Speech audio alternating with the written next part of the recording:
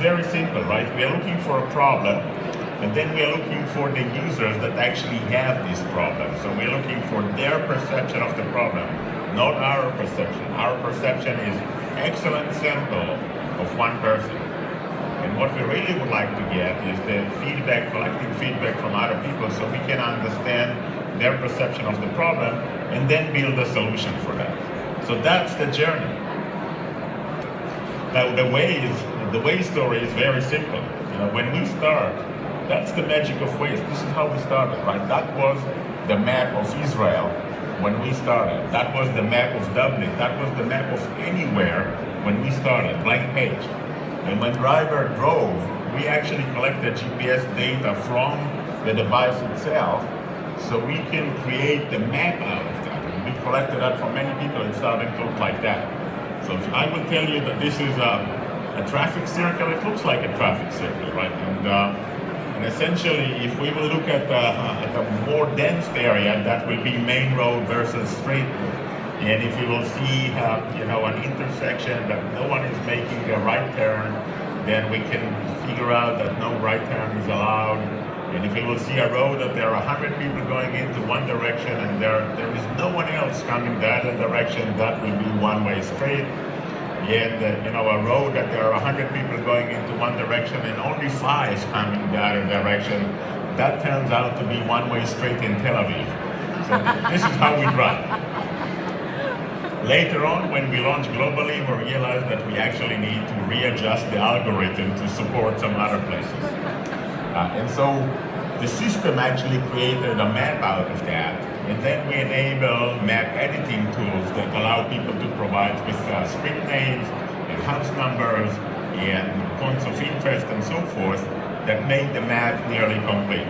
So the magic of Waze was about crowdsourcing of all the data, the map and the traffic information from the users. Now at this point of time, if we will have someone driving and all of a sudden driving slow, we can figure out that there is a traffic jam and mark that on the map, but in addition understand how to route people to avoid and to bypass traffic jams. And once we have a lot of people, then obviously the magic works and we have complete traffic maps of where traffic jams are everywhere, and we can solve that. And we can actually route people around traffic jams to avoid them. Does it really work? So what we have here is few places in Eastern Europe how the map was created in a period of time that was relatively short. So we can see the beginning of 2010, and that will actually zoom in into the center area of Bratislava, and what you can see is how the map was actually created. The interesting part is that it took about 6 months for the map to become good enough. And as soon as the map becomes good enough, then all of a sudden you reach the critical mass and you win the market. And so remember that, if you are free and good enough, you win, every time. Free and good enough wins the market. So it took about 6 months for that map to be created in multiple places, in Eastern Europe, in Latin America, and then later on in Western Europe and in the US. Took a little bit longer for a period of time, but eventually it becomes the best driving application. By the way, if you drive someplace that no one drove before, then your avatar changes into a roller steamer and you pave the road as you drive. And as soon as you drive, that road is actually becoming part of the map and everyone else can use it. So when you're thinking of making an impact, so think about disruption, think about how things will be done differently. It's not about technology, it's about how the market behave differently. It's about how users behave differently. It's about different behavior that you can change the market. So just imagine, very simple example, Waze was the first free driving application out there. Beforehand, you can buy navigation devices, you can download navigation apps that cost you a lot of money or subscription. You can have even from the mobile operator provided navigation apps, but all of them were costing money. And Waze was the first one to be free. So look at this model and try to figure out whether or not this model is applicable for you. So the first one is about user emotions. How do people feel, not think, feel about the problem, right? So I hate traffic jams, and I guess everyone else hates traffic jams as well. So if you can encourage hate, hate is a very strong feeling that actually makes people do something about it. Or love, or if you can make many of those examples, you make people feel like helpless, and then they want to address them. The next one will be the size of the market, and the size of the market could be measured either by number of users or by number of amount of money there. And then disruption is about how the market will be different, not about technology, how the market will behave different. Usually there is one trick that allows you to do that. This one trick is very, very good. And then the impact, what would happen if you're successful. So look at the ways. So everyone hates traffic jams, right? But we were able to actually harness all the drivers to fight the common enemy, which is the traffic jams, right? So all of the drivers together are actually helping each other to avoid traffic jams. 1 billion cars on the planet, and the disruption it was that it was free, and it actually had actionable traffic information. So a new product that was not available and free together wins the market. The trick is crowdsourced in this case, so the data itself was generated by the drivers, and the impact, when we started, there were map makers, there were traffic makers, there were navigation players. None of them actually exist today.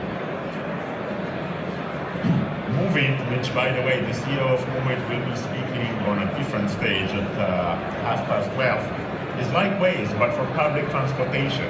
And it's actually solved the same problem. We're helpless when we get to the bus station. We have no clue when the bus is going to arrive and what's the best route for us to take. And it's actually following pretty much the same concept, right? So a trillion trips per annum. The disruption is that they are actually global players, so you can use that everywhere. And the trick is crowdsource, the same trick. Actually, in many places where information is missing, crowdsource will be probably the best way to get that information. Another company of mine, NG deals with the frustrations of going to the mechanic. And just imagine what happened when you go there, right? Whatever they will tell you, you'll say yes, because we don't know, right? So if the mechanic will tell me that I need to replace the carburetor in my car, I will say, okay, go ahead and do that. Now, the only problem is that they don't make cars with carburetors anymore. So NG is about an app running on your smartphones, connects to the car computer, doing the diagnostics for you, and then asking for quotation from mechanics around you to repair them. And it's the first time that you can actually do price comparison. Now, what price comparison does, obviously lower the price, but it's actually create new market equilibrium, because the new price is very different than the price today. That information is not available. Fairfly deals with the biggest secret in the travel industry, and this is what happens to the airfare after we book our flight. So we all know that airfare changes, right? Changes dramatically based on the demand. It could be going up and down and up and down and so forth. There is a certain point of time that we actually book the flight. Now, the reality is that the prices are keeping going up and down after that, but we never check that. So Fairfly is monitoring your own itinerary, and as soon as it does, as soon as the price drops, it actually alerts you and tells you, right now you're leaving money on the table. One click, rebook the same flight and save yourself money. And again, the business itself is pretty big. People actually leaving $100 billion on the table because we don't check after. I'll skip a couple of them. Waze was acquired in June 2013. I left the day after the acquisition, literally the day after. Now, I left in order to build FX. And FX actually deals with the biggest secret in the world, $600 billion of financial fees that Americans are paying, and most of them don't even know that. If I would be walking down the street and ask 100 people in the US how much fees you are paying on your retirement plan, if If I would find one person that knows, that's going to be my lucky day. Now, the reality is that for most of them, this means about 1/3 of their retirement. And this is a big impact to make. And, my dad once told me that if you don't know how much you're paying too much. And it doesn't matter for what. If you don't know how much you're paying, you are paying too much. So just imagine, okay, assume that you are 30 years old and you're starting to save for retirement, and you're actually paying only 1% a year management fees. 1% a year. Well, it sounds like a lot, right? Now, the compound effect of that, if you assume that you're going to retire at the age of 70, the compound effect of that, how much will you pay? 1/3. That's, if you would start with $1 million and you put that in a deposit and pay on that deposit 1% a year, that's 1/3. So summarizing maybe for the key tips for entrepreneurs, the first one is understand who the users are and what's their perception of the problem.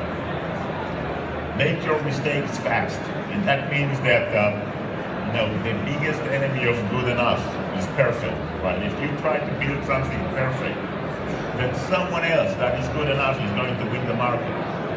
If you hesitate whether or not you are ready to go to launch, you were ready a long time ago. You already passed the time that you're ready.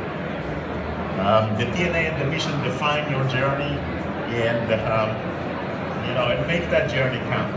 Because at the end of the day, you want to make a better world, but you also want to enjoy the journey itself. And so these two things will actually define that. Fall in love with the problem, not the solution. Every day that the problem is still out there, then go and solve that. But if someone else did, then it doesn't matter anymore. If the problem disappears, it doesn't matter. Find another problem to solve. Focus, we mentioned that, and don't be afraid to fail. Don't be afraid to fail, because the journey itself is a journey of failures. You try something, it doesn't work. You try something else, it doesn't work. Eventually you find something that works, and then you shift gears and you try to scale, and then it doesn't work, and you try something else to scale. And it's basically a journey of failures. You move from one failure to another failure until you find the one thing that works for you. A lot of us are going to raise funds, and a few tips that relates to that. And about a couple of months ago, I met with one of the VCs in Israel, one of the partners, and I asked them, how long does it take you to decide if you like the entrepreneur or not? So they look at me and they say, before they sit down. So it's a matter of seconds. That's the reality. The first impressions takes us seconds to make. And then we have maybe a few minutes to change them. And therefore, you always start with the strongest point at the beginning. And remember that they are users too, so they need to actually associate with the emotional engagement of the problem. If they don't see themselves as users, they're not going to invest. Learn how to tell a story. That's critical, and in particular when you have very, very short period of time to do that. So I think the time here says that I'm overdoing, but I think that I'm done. Find a big problem to solve. Make the world a better place for all of us.